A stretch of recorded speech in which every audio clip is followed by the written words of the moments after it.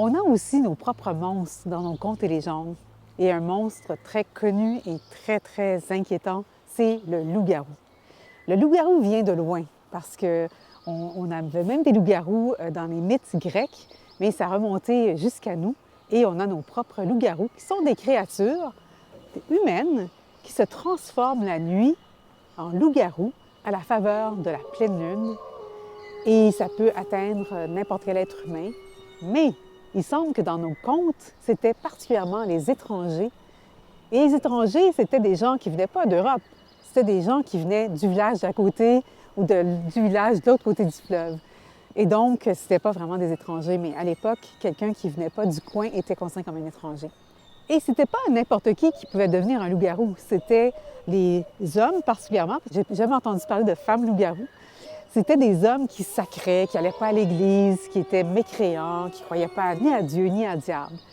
Dans notre conte, celui que mon père a raconté en 1968, d'après d'autres contes, et que j'ai réécrit pour la nouvelle édition, au moment où l'histoire commence, il y a des rumeurs qui courent dans le village.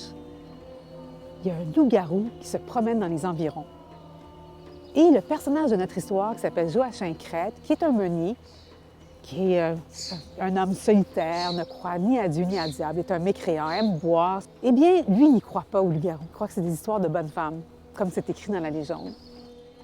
Un soir, il entend un bruit immense, il sort de son moulin et il voit une calèche sortir de la forêt en toute vitesse, conduite par une femme et ses 2 enfants. Et là, il réussit à arrêter la calèche. Et puis, il demande à la femme qu'est-ce qui se passe et tout ça. Et elle prétend qu'elle a vu un loup-garou et c'est pour ça qu'ils se sont enfuis. Et lui éclate un grand rire parce qu'il ne croit pas du tout au loup-garou.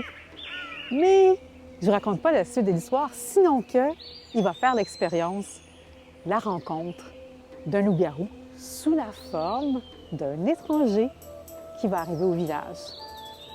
Je crois que la leçon qu'on peut tirer de ce conte, c'est que les êtres humains ne se transformaient pas nécessairement en loup-garou, mais il y avait peut-être peur des étrangers, qui alors, à leurs yeux, se transformaient en loup-garou.